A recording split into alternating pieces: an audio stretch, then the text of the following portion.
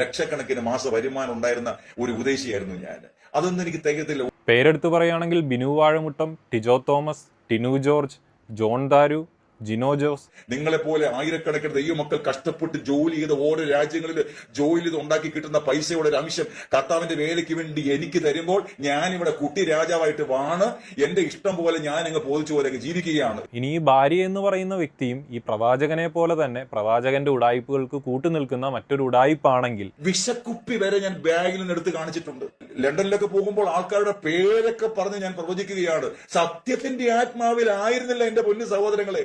ക്രിസ്ത്യാനികൾക്കും അതിൽ പ്രത്യേകിച്ച് പെന്തക്കോസ്തുകാർക്കും വളരെ സുപരിചിതനായിട്ടുള്ള ഒരു വ്യക്തിയാണ് ആശാരി ഉപദേശി എന്ന് പറയുന്നത്. ആശാരി ഉപദേശിയുടെ മകൻ രാജൻ വിക്ടർ ഈയടുത്തായി നടത്തിയ ഒരു തുറന്നു പറച്ചിൽ വലിയ രീതിയിൽ തന്നെ പെന്തക്കോസ്തിനുള്ളിൽ ഒരു കോളിളക്കം സൃഷ്ടിച്ചിട്ടുണ്ട്. ആദ്യമായി രാജൻ വിക്ടർ നടത്തുന്ന ആ ഒരു തുറന്നു പറച്ചിൽ നമുക്കൊന്ന് കേട്ടു നോക്കാം. വിവിധ രാജ്യങ്ങളിൽ പോയി എന്തുമാത്രം ശുശ്രൂഷകൾ ചെയ്തു. ഞാൻ ഓർക്കുന്ന എല്ലാവരും പറഞ്ഞ സത്യത്തിന്റെ ആത്മാവാണ്. ഇവിടെ കൗൺസിലിംഗ് വരുന്ന ഫാമിലീസിലൊക്കെ ഞാൻ പ്രിയമുള്ളവരെ 15-20 മിനിറ്റ് കഴിയുമ്പോഴത്തേക്ക് സഹോദരി നിങ്ങളുടെ ബാഗിൽ രണ്ടാമത്തെ അറിയിരിക്കുന്ന ആ കുപ്പി എടുക്കാൻ പറയും. വിഷക്കുപ്പിയുമായിട്ട് വന്ന കുടുംബങ്ങൾ ഇവിടെ ഉണ്ട്. വടക്കുന്നൊക്കെ കൗൺസിൽ പ്രാർത്ഥിക്കാൻ വേണ്ടി വരുന്നതാണ്. എന്റെ പേരെ കുറിച്ച് കേട്ടിട്ട് പ്രവാചകൻ അന്ന് കേട്ടിട്ട് വടക്കു നിന്നൊക്കെ ഒരുപാട് പേര് കോട്ടയം അവിടെ നിന്നൊക്കെ ആൾക്കാരോട് വരാറുണ്ടായിരുന്ന പണ്ട്. സ്തോത്രം. വിഷക്കുപ്പി വരെ ഞാൻ ബാഗിൽ നിന്ന് എടുത്ത് കാണിച്ചിട്ടുണ്ട്. ലണ്ടനിലൊക്കെ പോകുമ്പോൾ ആൾക്കാരുടെ പേരൊക്കെ പറഞ്ഞ് ഞാൻ പ്രവചിക്കുകയാണ്. സത്യത്തിന്റെ ആത്മാവിലായിരുന്നില്ല എന്റെ പൊന്നു സഹോദരങ്ങളെ. ലണ്ടൻ ക്രോയിഡോണിൽ ഒരു ദൈവസഭയിൽ ഞാൻ പ്രസംഗിക്കുമ്പോൾ ഒരു പെൺകുട്ടിയുടെ പേര് ഞാൻ വിളിച്ചു. എന്റെ ജീവിതത്തിൽ ആദ്യമായിട്ടാണ് ഞാൻ പേര് വിളിക്കുന്നത്. പേര് വിളിച്ചപ്പോൾ ഒരു മലയാളി പെൺകുട്ടിയാണെങ്കിൽ ആ കൊച്ചിന്റെ പേര് ഇംഗ്ലീഷ് ടൈമാണ്. സഭയെല്ലാം സ്റ്റക്കായി. കാരണം ആ കുട്ടിയുടെ പേര് സഭയിൽ തന്നെ ഉള്ള എല്ലാവർക്കും അറിയത്തില്ല. മെയിൻസ് അസോസിയേറ്റഡ് പാസ്റ്റേഴ്സിന് മാത്രമേ ആ കുട്ടിയുടെ പേരും അറിയത്തുള്ളൂ. വേറെ ആർക്കും ആ പെൺകുട്ടിയുടെ പേര് അറിയത്തില്ല. സ്തോത്രം. ഹല്ലേലൂയ. സഭയെല്ലാം നിശ്ചലമായി. എന്തൊരു ദൂതാടെന്നാ പറയുന്നത്. പക്ഷെ അന്ന് എനിക്കറിയില്ല ഞാൻ വഞ്ചകനും ചതീനമായ ദുഷ്ടന്റെ ആത്മാവിലാണ് ഞാൻ ശുശ്രൂഷിക്കുന്നതെന്ന് ഞാൻ അറിയുന്നില്ല. ഞാൻ വചനമാണ് സംസാരിക്കുന്നത്. ഒരു ഉപദേശിയുടെ മകനായിട്ട് ഞാൻ പ്രസംഗിക്കുകയാണ്. വചനം പറയുന്നു, അനുഭവം പറയുന്നു. ആർക്കും വിവേചിക്കാൻ കഴിയുന്നില്ല. ഞാൻ 10 വർഷം ഈ ശുശ്രൂഷ ലോകത്തിന്റെ വിവിധ രാജ്യങ്ങൾ ചെയ്തിട്ട് കേരളത്തിലുള്ള പ്രസിദ്ധമായ എല്ലാ ദൈവസഭകളിലും ഞാൻ പോയി പ്രസംഗിച്ചിട്ട് എന്നിൽ വസിക്കുന്ന ആത്മാവ് വഞ്ചനയുടെ ആത്മാവാണെന്നും ആരും എന്നെ വിവേചിച്ചില്ലല്ലോ പ്രിയമുള്ളവരെ. എന്തൊരു കഷ്ടമാണ് പ്രിയമുള്ളവരെ. ഈ ദുഷ്ട ആത്മാവിൽ ഞാൻ ഇത്രയും വർഷം പ്രസംഗിച്ച് നടന്നിട്ട് ഈ ലോകത്തിൽ ഒരു മനുഷ്യൻ എന്നെ പിടിച്ചില്ലല്ലോ. ആരും എന്നെ തിരിച്ചറിഞ്ഞില്ലല്ലോ. എന്തൊരു കഷ്ടമാണിത്. സത്യത്തിന്റെ ആത്മാവ് അപ്പൊ എത്ര പേരുടെ മേലുണ്ട്? കേരളത്തിൽ എന്തുമാത്രം സഭകളിൽ എവിടെയെല്ലാം ഞാൻ പോയി. ബാംഗ്ലൂര് എവിടെയൊക്കെ സംസ്ഥാനമുണ്ട് അവിടെയെല്ലാം ഞാൻ പ്രസംഗിച്ചതല്ലേ. എത്ര സഭകളിൽ ആയിരക്കണക്കിന് 10,000-കണക്കിന് അംഗബലമുള്ള വലിയ സഭകൾ പോയി പ്രസംഗിച്ചിട്ട് അവരെല്ലാവരും എന്റെ പ്രസംഗം കേട്ട് വാചാലരായി ഇങ്ങനെ ഇളകി കുറെ പൈസ തന്നതല്ലാതെ ഇവന്റെ മേൽ വ്യാപരിക്കുന്നത് പോസ്റ്റിന്റെ ആത്മാവാണെന്ന് ആരും എന്നെ വിവേചിച്ചില്ല. എനിക്ക് അതാണ് ഏറ്റവും വലിയ സങ്കടം. എന്നെ ആരും വിഭജിച്ചില്ല. അപ്പോൾ കേട്ടല്ലോ രാജൻ വിക്ടറിന്റെ തുറന്നു പറച്ചിൽ. അയാൾ 10 വർഷത്തോളമായി പല സഭകളിലായി കേരളത്തിലാകമാനം ലോകത്തിൽ പലയിടത്തായി പോയി പ്രവചിച്ചത് ദുഷ്ടന്റെ ആത്മാവിനാലാണ്. ഈ കേൾക്കുന്ന പലർക്കും എന്താണ് ഈ നല്ല ആത്മാവ് ദുഷ്ടന്റെ ആത്മാവെന്ന് മനസ്സിലാകാൻ ചിലപ്പോൾ ബുദ്ധിമുട്ടുണ്ടായിരിക്കും. അപ്പോൾ നല്ല ആത്മാവെന്ന് പറയുന്നത് ദൈവത്തിൽ നിന്ന് വരുന്ന പരിശുദ്ധാത്മാവെന്ന് ഇവർ പറയുന്നു. അതേപോലെ ദുഷ്ടാത്മാവെന്ന് പറയുന്നത് സംശയമൊന്നും വേണ്ട, സാത്താനിൽ നിന്നും വരുന്ന ആത്മാവിനെയാണ് ദുഷ്ടാത്മാവെന്നും പറയുന്നത്. അപ്പോൾ പുള്ളിക്കാരൻ ഈ 9 വർഷത്തോളം പ്രവചിച്ച് നടന്നതല്ല വളരെ ക്രിസ്പ് ആൻഡ് ക്ലിയർ ആയിട്ട് ഒരു വ്യക്തിയുടെ ബാഗിൽ എന്തിരിക്കുന്നു, ഏത് കുപ്പിയാണ്, ഓരോ വ്യക്തിയുടെ പേരെന്താണ്, ആർക്കും അറിയാത്ത പേര് പോലും പ്രവചിക്കുന്നു. ഇതെല്ലാം ദുഷ്ടാത്മാവിനാൽ, അതായത് സാത്താന്യ ആത്മാവിനാലാണ് പുള്ളി ചെയ്തുകൊണ്ടിരുന്നത് എന്ന് പുള്ളി പറയുന്നു. ഇവിടെ പുള്ളിക്ക് ഏറ്റവും കൂടുതൽ വിഷമം വന്നത് കേരളത്തിലും ആഗോളമായിട്ടും പുള്ളി എല്ലായിടത്തും പോയി ഇങ്ങനെ പ്രവചിച്ചിട്ടും ഇത് ദുഷ്ടന്റെ ആത്മാവാണെന്ന് ഒരു വ്യക്തിക്ക് പോലും തിരിച്ചറിയാൻ സാധിച്ചില്ലല്ലോ എന്നതാണ് പുള്ളിയുടെ ഏറ്റവും വലിയ വിഷമം. ഇപ്പോഴും നമ്മുടെ കൺമുൻപിൽ നമ്മൾ കാണുന്നതാണ് സുപ്രസിദ്ധരായ ഒട്ടനവധി പ്രവാചകന്മാരെ. പേരെടുത്ത് പറയുകയാണെങ്കിൽ Binu Vazhamuttam, Tijo Thomas, Tinu George, John Daru, Jino Jose എന്ന് വേണ്ട ഒട്ടനവധി പ്രവാചകന്മാരെ ഇന്നും നമ്മുടെ മുൻപിൽ കാണുന്നുണ്ട്. അപ്പോൾ അതേപോലത്തെ ഒരു പ്രവാചകനായിരുന്നു നമ്മുടെ രാജൻ വിക്ടറും. ഇവിടെ രാജൻ വിക്ടർ വളരെ ഖേദപ്രകടനം നടത്തുന്നുണ്ട്. ഒരു വ്യക്തിക്ക് പോലും എന്നെ തിരിച്ചറിയാൻ സാധിച്ചില്ല, ഞാൻ ദുഷ്ടന്റെ ആത്മാവിലാണ് ഈ പ്രവർത്തിക്കുന്നതെന്ന് കണ്ടുപിടിക്കാൻ സാധിച്ചില്ല എന്ന് പുള്ളി ഖേദപ്രകടനം നടത്തുന്നുണ്ട്. രാജൻ വിക്ടറിനോട് എനിക്ക് ചോദിക്കാനുള്ള കാര്യം, ഒരു വ്യക്തി പോലും എന്നെ തിരിച്ചറിഞ്ഞില്ല എന്ന ഖേദം പ്രകടിപ്പിക്കുന്ന നിങ്ങൾ ആ ഒരു സമയത്ത് നിങ്ങൾ ഈ ചെയ്യുന്നത് ശരിയല്ല, ഉടായിപ്പാണെന്ന് എന്നെപ്പോലെ ഒരു വ്യക്തി പറഞ്ഞു കഴിഞ്ഞാൽ ഏതെങ്കിലും വിധേന നിങ്ങൾ അതിനെ അംഗീകരിക്കുമോ? ഇനി നിങ്ങളുടെ കാര്യം പോട്ടെന്ന് വെക്കാം. ഇതേപോലെയുള്ള പ്രവാചകന്മാർക്ക് കൃത്യമായൊരു ഫാൻ ബേസ് ഉണ്ട്. വിശ്വാസികളല്ല, ഫാൻസ് എന്ന് തന്നെ പറയണം. കാരണം ഈ പ്രവചനം എന്ന് പറയുന്ന പരിപാടി ആളുകളുടെ കയ്യടി നേടാനും പ്രശസ്തി നേടാനുമായി തട്ടിക്കൂട്ടുന്ന ഒരു നാടകം തന്നെയാണ്. അങ്ങനെയുള്ള നിങ്ങളെപ്പോലെയുള്ള പ്രവാചകന്മാരുടെ ഈ ഫാൻസ് ആ ചൂണ്ടിക്കാണിക്കുന്ന വ്യക്തികളെ സമാധാനത്തോടു കൂടി ജീവിക്കാൻ അനുവദിക്കുമോ? ഏതു വിധേനയും അവരെ തെറിവിളിച്ചും പരിഹസിച്ചും അപമാനിച്ചും കൊണ്ട് അവർ ഇവർക്കെതിരെ സംസാരിക്കുന്നില്ല എന്ന് അവർ ഉറപ്പുവരുത്തും. ഇത് നിങ്ങൾക്ക് നേരിട്ട് കണ്ട് മനസ്സിലാക്കണമെങ്കിൽ ഞാൻ ഇപ്പോഴത്തെ പ്രശസ്തരായ പ്രവാചകന്മാരെ കുറിച്ച് സംസാരിച്ചിരിക്കുന്ന വീഡിയോയുടെ കമന്റ് സെക്ഷനിൽ പോയൊന്ന് നോക്കിയാൽ മാത്രം മതി.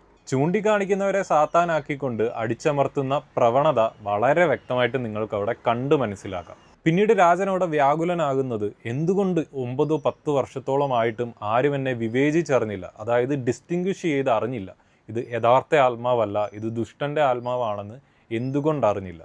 എനിക്കിവിടെ ചോദിക്കാനുള്ളത്, എങ്ങനെയാണ് ഈ വിവേചിച്ചറിയുന്നത്? ഒരു കാര്യത്തിനെ ഡിസ്റ്റിങ്വിഷ് ചെയ്യണമെങ്കിൽ, ഏതാണ് ശരി ഏതാണ് തെറ്റെന്ന് മനസ്സിലാക്കണമെങ്കിൽ കൃത്യമായൊരു സ്റ്റാൻഡേർഡ് അവിടെ ഉണ്ടാകണം. ഇതാണ് സ്റ്റാൻഡേർഡ്. ഈ ഒരു സ്റ്റാൻഡേർഡ് കൃത്യമായും ഫോളോ ചെയ്യുന്നതിനെയാണ് നമുക്ക് യഥാർത്ഥമായ കാര്യമെന്ന് വിളിക്കാൻ സാധിക്കുക. ആ സ്റ്റാൻഡേർഡ് ഫോളോ ചെയ്യാത്തതിനെയെല്ലാം നമുക്ക് തെറ്റെന്ന് പറയാൻ സാധിക്കും.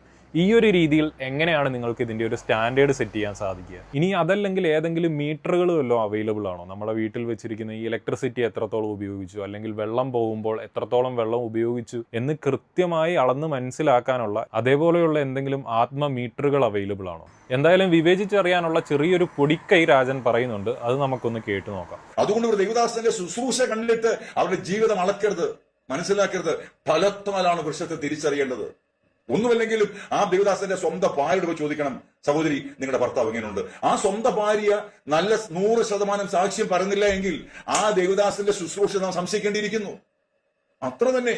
ഹല്ലേലൂയ. ഏതൊരു ശുശ്രൂഷകനാണെങ്കിലും അദ്ദേഹത്തിന്റെ സ്വന്തം ഭാര്യ ആ ദേവദാസനെ കുറിച്ച് പറഞ്ഞ സാക്ഷ്യമാണ് ഈ ഭൂമിയിലെ സാക്ഷ്യത്തിൽ ഏറ്റവും ഉന്നതപ്പെട്ട സാക്ഷ്യം. 2 കാര്യങ്ങളാണ് രാജൻ ഇവിടെ പറഞ്ഞിട്ടുള്ളത്. ഒന്ന്, ബലം കൊണ്ട് തിരിച്ചറിയാം. രണ്ടാമതായിട്ട്, ആരാണോ ഈ പ്രവാചകൻ അയാളുടെ ഭാര്യയുടെ അടുക്കെ ചോദിച്ചാൽ ആ ഒരു സാക്ഷി വെച്ചിട്ട് നമുക്കിത് തിരിച്ചറിയാൻ സാധിക്കും. ഇവിടെ എനിക്ക് രാജനോട് ചോദിക്കാനുള്ളൊരു കാര്യം, ഏതെങ്കിലും ഒരു ഭാര്യ സ്വന്തം ഭർത്താവിൻ്റെ എന്തെങ്കിലും പോരായ്മകൾ ഉണ്ടെങ്കിൽ ഒരു അന്യപുരുഷനോടോ അന്യ വ്യക്തിയോടോ അത് തുറന്നു പറയാൻ തയ്യാറാകുമോ? ഇത് ഒന്നാമത്തെ കാര്യം. ഇനി ഈ ഭാര്യ എന്ന് പറയുന്ന വ്യക്തിയും ഈ പ്രവാചകനെ പോലെ തന്നെ പ്രവാചകന്റെ ഉടായ്പകൾക്ക് കൂട്ടുനിൽക്കുന്ന മറ്റൊരു ഉടായ്പാണെങ്കിൽ ഏതു വിധത്തിൽ ഭാര്യ ഇവിടെ സാക്ഷ്യം പറയും? അതിന് കൃത്യമായൊരു ഉദാഹരണം വേണമെങ്കിൽ ബിനു വാഴമുട്ടം എന്ന ഇപ്പോഴത്തെ പ്രശസ്തനായ ഒരു പ്രവാചകന്റെ ഭാര്യ, അയാളുടെ പ്രവചനം കണ്ടാൽ തന്നെ സാമാന്യ ബുദ്ധിയുള്ള ആർക്കും മനസ്സിലാകും ലോക ഉടായ്പാണ്. അയാളുടെ ഭാര്യ പുറത്തിറങ്ങി വന്നിട്ട് അയാളെക്കുറിച്ച് സാക്ഷി പറഞ്ഞിരിക്കുന്നത് ദൈവത്തിനേക്കാൾ വലിയ വിശുദ്ധനാണ് ബിനു വാഴമുട്ടമെന്നാണ്. അപ്പോൾ അതേപോലെയുള്ള ഉടായ്പ് ഭാര്യമാരാണ് നിങ്ങൾക്കുള്ളതെങ്കിൽ ഇതിനെ നിങ്ങൾ വീണ്ടും എങ്ങനെ വിവേചിച്ചറിയും? പിന്നീട് ബലം കണ്ടിട്ട് തിരിച്ചറിയണമെന്ന് രാജൻ പറയുന്നുണ്ട്. 10 വർഷത്തോളമായി കേരളത്തിലുടനീളം ലോകത്താകമാനം സഞ്ചരിച്ച് ദുഷ്ടന്റെ ആത്മാവിൽ പ്രവർത്തിച്ച രാജന്റെ ബലം തിരിച്ചറിയാൻ ഒരു വ്യക്തിക്ക് പോലും കഴിഞ്ഞില്ല എന്ന് രാജൻ തന്നെ സ്ഥിരീകരിക്കുന്നുണ്ട്.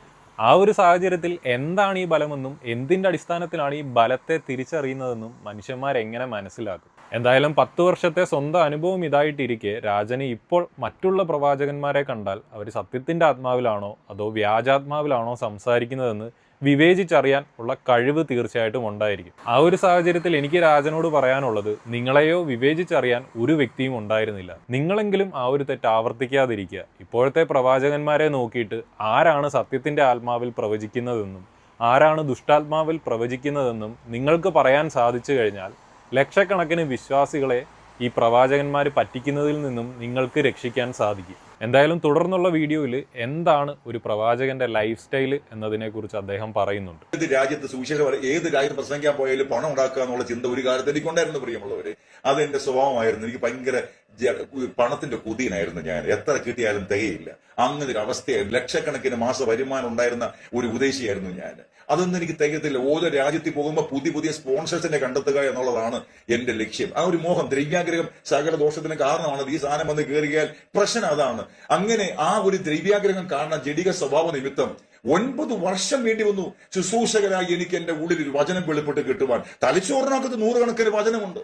പവിക്കോളെ പഠിച്ച വചനങ്ങൾ, വീട്ടിൽ ധ്യാനിച്ച് പഠിച്ച് കാണാതെ പഠിച്ച വചനങ്ങൾ, അനേക പ്രസംഗം കേട്ട വചനം. എന്റെ പിതാവ് ഒരു ഉപദേശിയായിരുന്നു, അദ്ദേഹത്തിന്റെ പ്രസംഗം കേട്ട വചനങ്ങൾ, ഇതെല്ലാം തലച്ചോറിനകത്ത് കിടക്കുകയില്ലേ. എല്ലാ ടൈപ്പ് ശുശ്രൂഷ കൊച്ചിലെ മുതൽ കാണുകയാണ്. അപ്പോൾ ജ്ഞാനത്തിന് ഇതെല്ലാം ചെയ്യാൻ കഴിയും. പരിജ്ഞാനത്തോടു കൂടെ എല്ലാം ചെയ്യാൻ കഴിയും. എല്ലാ കാര്യങ്ങളും ചെയ്യാൻ എല്ലാ ദൈവദാസന്മാർക്ക് കൃപയാൽ എല്ലാവർക്കും അറിയാം. പക്ഷേ ഒരു വചനം പോലും ആത്മാവിൽ ഉള്ളിൽ എഴുതപ്പെട്ടിട്ടില്ല.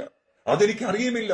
എന്റെ തലച്ചോറിനകത്ത് നിന്ന് ഞാൻ പറഞ്ഞ വചനങ്ങൾ എന്റെ ഉള്ളിൽ നിന്നാണ് ഞാൻ പറയുന്നത് എന്ന വ്യാജനയാണ് ഞാൻ പ്രസംഗിച്ചുകൊണ്ടിരുന്നത്. ഇവിടെ ഒരു പാസ്റ്റർ ആകുക അല്ലെങ്കിൽ ഒരു പ്രവാചകനാകുക എന്നുള്ളത് എത്രത്തോളം ഈസി ആയിട്ടുള്ള ഒരു പരിപാടിയാണെന്ന് പുള്ളി പറഞ്ഞിട്ടുണ്ട്. കുറച്ച് വചനങ്ങൾ കാണാപ്പാഠം പഠിക്കുക, അതിനുശേഷം സർവത്ര കാര്യങ്ങളും ഇരിക്കുന്നത് നിങ്ങളുടെ വോയിസ് മോഡുലേഷനിലും ഡയലോഗ് ഡെലിവറിയിലുമാണ്. ആളുകൾ എൻ്റെ വീഡിയോയുടെ അടിയിൽ വന്ന് കമൻ്റ് ഇടാറുണ്ട്, കാശുണ്ടാക്കാനായിട്ട് നിനക്ക് നാണമില്ലേ ഇങ്ങനെയുള്ള വീഡിയോകൾ ചെയ്യാനെന്നുള്ളത്. അവർക്ക് ഞാൻ എപ്പോഴും കൊടുക്കാറുള്ള ഒരു മറുപടി, കാശുണ്ടാക്കാനാണെങ്കിൽ എനിക്ക് നിസ്സാരം ഒരു പാസ്റ്ററായി മാറിയാൽ മതി. ഇതിൻ്റെ 1000 മടങ്ങ് കാശ് ഒരു അപ്പോളജിസ്റ്റോ അല്ലെങ്കിൽ ഒരു പാസ്റ്ററോ ആയി മാറിക്കഴിഞ്ഞാൽ എനിക്ക് വളരെ നിസ്സാരം ഉണ്ടാക്കാൻ കഴിയുന്ന കാര്യം മാത്രമാണ്. ആ ഒരു കാര്യത്തിൽ എനിക്ക് പൂർണ്ണ ആത്മവിശ്വാസമുണ്ട്. കാരണം അതിനു വേണ്ട ബൈബിൾ വചനങ്ങളും ബൈബിളും എനിക്ക് കൃത്യമായി അറിയാമെന്ന പൂർണ്ണ ഉറപ്പ് എനിക്കുണ്ട്. പക്ഷേ അത് ചെയ്യാത്തതിൻ്റെ കാരണം മനസാക്ഷി എന്നൊരു കാര്യമുള്ളതും അതിനെ പറ്റിച്ച് ജീവിക്കുക എന്നത് ബുദ്ധിമുട്ടുള്ളൊരു കാര്യമായിരിക്കുന്നത് കൊണ്ടുമാണ്. പിന്നീട് ഈ പ്രവാചകന്മാരുടെ ലക്ഷറി ജീവിതം, ചാരിറ്റി, പൊളിറ്റിക്കൽ കണക്ഷൻസ്, ഇതിനെക്കുറിച്ചൊക്കെ അയാൾ വ്യക്തമായി സംസാരിക്കുന്നുണ്ട്. 2017 സംഭവം. 2017 കർത്താവ് എനിക്ക് എന്താണ് പറ്റിയത്? ഇത്രയും 100 കണക്കിന് ദൈവാസന്മാരെ മാസം തോറും ഞാൻ സഹായിക്കുന്ന ആളാണ്. എത്രയോ ദൈവാസന്മാർക്ക് ഈ ജില്ലയിൽ ഞാൻ വാഹനങ്ങളൊക്കെ വാങ്ങിച്ചു കൊടുത്തിട്ടുണ്ട്. എത്രയോ സാധുക്കളുടെ കല്യാണമൊക്കെ സൗജന്യമായി നടത്തി കൊടുത്തിട്ടുണ്ട്. എത്രയോ തയ്യൽ മിഷനുകൾക്ക് വിതരണം, ഈ ചാരിറ്റി വർക്കുകൾ. ഞങ്ങളുടെ ഗ്രാമപഞ്ചായത്തിൽ ഏകദേശം 33,000 പരം പേരുണ്ട്. അവരിൽ രാജൻ വിക്ടർ എന്ന് പറഞ്ഞാൽ എല്ലാവർക്കും എന്നെ അറിയാം. ഈ ഗ്രാമപഞ്ചായത്തിലുള്ള എല്ലാവർക്കും അറിയാം. ഇവിടുത്തെ പോലീസുകാർക്ക്, ഡിപ്പാർട്ട്മെന്റ് എല്ലാവർക്കും അറിയാം. കാരണം ഞാൻ ചാരിറ്റി ചെയ്യുന്ന ആളാണ്. ആയിരുന്നു, ഇപ്പോഴല്ല. 17 വരെ അങ്ങനെ ആയിരുന്നു. സ്തോത്രം, ഹല്ലേലൂയ. അതുകൊണ്ട് രാഷ്ട്രീയക്കാർക്കും എല്ലാവർക്കും എന്നെ അറിയാം. തോമസ് ഐസക് പോലുള്ള പഴയ മിനിസ്റ്ററൊക്കെ ഇവിടെ വന്ന് എന്റെ റൂമിൽ വന്ന് ഇരുന്നിട്ടുണ്ട്. രാഷ്ട്രീയക്കാരെ എല്ലാവരും എന്റെ സ്നേഹിതന്മാരായിരുന്നു ഒരിക്കൽ. കാരണം പാർട്ടിക്കാർക്കൊക്കെ ഇഷ്ടം പോലെ പൈസ കൊടുക്കുമായിരുന്നു. ഹല്ലേലൂയ. എന്റെ നാട്ടുകാരെല്ലാം കൂടെ ഒരു ദിവസം വന്ന് ഇവിടുത്തെ ക്ഷേത്രപ്പണിക്ക് വേണ്ടി പൈസ ഇല്ലാതെ വന്നപ്പോഴത്തേക്കും മഴക്കാലമായി പാസ്റ്ററെ ഞങ്ങളുടെ കാളി ക്ഷേത്രം പൂർത്തീകരിക്കാൻ വഴിയാത്ത അവസ്ഥയിലായിരിക്കുന്നു, മഴക്കാലം വരുന്നു, ഞങ്ങൾക്ക് നിവൃത്തിയില്ല, കുറെ സിമെന്റ് എടുത്ത് തരണമെന്ന് പറഞ്ഞു. എനിക്ക് പൈസയുള്ള സമയമാണ്, നിന്നോട് ചോദിക്കുന്ന ഏവർക്കും കൊടുപ്പിൻ എന്ന കർത്താവിന്റെ പ്രമാണ നിമിത്തം നിങ്ങളെപ്പോലെ ആയിരക്കണക്കിന് ദൈവമക്കൾ കഷ്ടപ്പെട്ട് ജോലി ചെയ്ത് ഓരോ രാജ്യങ്ങളിൽ ജോലി ചെയ്ത് ഉണ്ടാക്കി കിട്ടുന്ന പൈസയുടെ ഒരു അംശം കർത്താവിന്റെ വേലയ്ക്ക് വേണ്ടി എനിക്ക് തരുമ്പോൾ ഞാനിവിടെ കുട്ടി രാജാവായിട്ട് വാണ് എന്റെ ഇഷ്ടം പോലെ ഞാൻ അങ്ങ് ബോധിച്ചു പോലെ ജീവിക്കുകയാണ്. ഇല്ലേ? 30-40 പാക്കറ്റ് സിമെന്റ് എടുത്ത് കൊടുത്ത് ഇവിടെ തൊട്ടടുത്താണ് ആ ക്ഷേത്രം ഉള്ളത്. ആ ക്ഷേത്രം പണിയാൻ ഞാൻ ആ പൈസ കൊടുത്തത്. അല്ലെങ്കിൽ ആ മഴക്കാലത്ത് ഇടിഞ്ഞ് താഴെ വീണ് പോയേനെ. അപ്പൊ നാട്ടുകാർക്കും വീട്ടുകാർക്കും ഇവിടെ എല്ലാവർക്കും ഞാൻ ജനസമ്മതനായിട്ട് മാറി പ്രിയമുള്ളവരെ, പൈസ കൊണ്ട് ഇതെല്ലാം കളിക്കുന്നത്. വളരെ കൃത്യമായിട്ടുമാണ് പുള്ളി അവിടെ ഒരു വാക്ക് ഉപയോഗിച്ചിരിക്കുന്നത്, കുട്ടി രാജാക്കന്മാർ. ഓരോ പ്രവാചകന്മാരും അല്ലെങ്കിൽ പ്രശസ്തരായ പാസ്റ്റർമാരും ഒരു കുട്ടി രാജാവ് തന്നെയാണ്. പുള്ളിക്കാരൻ ഇവിടെ പറഞ്ഞിരിക്കുന്ന കാര്യത്തിൽ നിന്ന് തന്നെ ഇവരുടെയൊക്കെ പവറും ഇൻഫ്ലുവൻസും ഒക്കെ എത്രത്തോളം ഉണ്ട്, പൊളിറ്റിക്കൽ ടൈഅപ്സ് ഒക്കെ എത്രത്തോളം ഉണ്ടെന്ന് നമുക്ക് വളരെ വ്യക്തമായിട്ട് മനസ്സിലാകുന്നതുമാണ്. ഓരോ വിശ്വാസിയും ഓരോ ദിവസവും കഷ്ടപ്പെട്ടുണ്ടാക്കുന്ന കാശിന്റെ ഒരു വിഹിതം ഇവരെ പോലുള്ളവർക്ക് ദൈവവേല എന്ന് പറഞ്ഞ് അയച്ചു കൊടുക്കുന്നത് കൊണ്ട് എങ്ങനെയാണ് ഇവർ ലക്ഷറി ലൈഫ് ജീവിക്കുന്നതും, അധ്വാനിക്കാതെ കിട്ടുന്ന ആ കാശ് വാരി എറിഞ്ഞുകൊണ്ട് വലിയ വലിയ പവർ പൊസിഷനിൽ ഇരിക്കുന്ന ആളുകളെ എങ്ങനെ ഇവരുടെ സുഹൃത്തുക്കളാക്കുന്നു എന്നുള്ളതുമെല്ലാം വളരെ വ്യക്തമായിട്ട് ഇവിടുന്ന് തന്നെ മനസ്സിലാകും. പിന്നീട് ചാരിറ്റി എന്ന് പറഞ്ഞൊരു സാധനം എന്തിനാണ് ചെയ്യുന്നതെന്ന് കൃത്യമായും പറഞ്ഞില്ലെങ്കിലും ആ വാക്കുകളിൽ നിന്നും വ്യക്തമാണ്. ആളുകളുടെ പ്രീതി പിടിച്ചു പറ്റുക. നിങ്ങൾ ശ്രദ്ധിച്ചിട്ടുണ്ടാവും, പ്രശസ്തരായ എല്ലാ പാസ്റ്റർമാർക്കും പ്രവാചകന്മാർക്കും കൃത്യമായിട്ടും ഈ ഒരു ചാരിറ്റി വർക്ക് ഉണ്ടായിരിക്കും. ഇതിനു മുൻപ് ഞാൻ ഇതേപോലെയുള്ള പ്രവാചകന്മാരെ കുറിച്ച് ചെയ്തിട്ടുള്ള വീഡിയോസിൽ വളരെ കൃത്യമായിട്ടും കാണിച്ചിട്ടുള്ളതാണ് അതിലെ ഓരോ വ്യക്തികൾക്കും പൊളിറ്റിക്കൽ ലീഡേഴ്സുമായിട്ടുള്ള ഏറ്റവും അടുത്ത ബന്ധത്തിനെ കുറിച്ച്. എനിക്ക് ഇവരുടെ എല്ലാം ഫാൻസായിട്ടുള്ള അടിമ കുഞ്ഞാടുകളോടാണ് പറയാനുള്ളത്. നിങ്ങൾ അധ്വാനിച്ചുണ്ടാക്കുന്ന പണമെല്ലാം എങ്ങോട്ടേക്കാണ് പോകുന്നത് എന്നതിനെക്കുറിച്ച് ചെറിയൊരു ഐഡിയ നിങ്ങൾക്ക് ഇപ്പോൾ ഉണ്ടായിട്ടുണ്ടായിരിക്കും. പിന്നീട് ഒരു മനുഷ്യനും, ലോകത്തിൽ ഒരു മനുഷ്യനും തന്നെ നിങ്ങളുടെ ഭാവിയെ പ്രവചിച്ചറിയാനുള്ള കഴിവില്ല. നേരെ മറിച്ച് അവർ പറയുന്ന കാര്യങ്ങളെല്ലാം ഏതൊരു മനുഷ്യന്റെ ജീവിതത്തിലും നടക്കാൻ സാധ്യതയുള്ള ഹൈലി പ്രോബബിൾ ആയിട്ടുള്ള കാര്യങ്ങളായിരിക്കും. അല്ലെങ്കിൽ ഏതെങ്കിലും വിധേന നിങ്ങളുടെ ഇൻഫർമേഷൻസ് ഇവർ മുൻകൂട്ടി അറിഞ്ഞിട്ട് നിങ്ങളുടെ മുൻപിൽ അഭിനയിച്ച് നിങ്ങളെ കൺവീൻസ് ചെയ്യുന്നതാണ്. നിങ്ങൾ സ്വയം ഹാർഡ് വർക്ക് ചെയ്യാതെ ഏതൊരു പ്രവാചകന്റെ അടുക്കൽ പോയാലും നിങ്ങളുടെ ജീവിതത്തിൽ നിങ്ങൾ സക്സസ് ആവാൻ പോകുന്നില്ല. നിങ്ങളുടെ സ്വന്തം ഇമ്മ്യൂണിറ്റി കൊണ്ട് സുഖപ്പെടാൻ കഴിയാത്ത ഏതൊരു അസുഖത്തിനും ഏത് രോഗശാന്തി വിദഗ്ധന്റെ അടുക്കലോ അല്ലെങ്കിൽ ഏത് പ്രവാചകന്റെ അടുക്കൽ പോയാലോ നിങ്ങൾ സുഖപ്പെടാൻ പോകുന്നില്ല. അതിന് നിങ്ങൾ മരുന്നെടുക്കുക തന്നെ വേണം.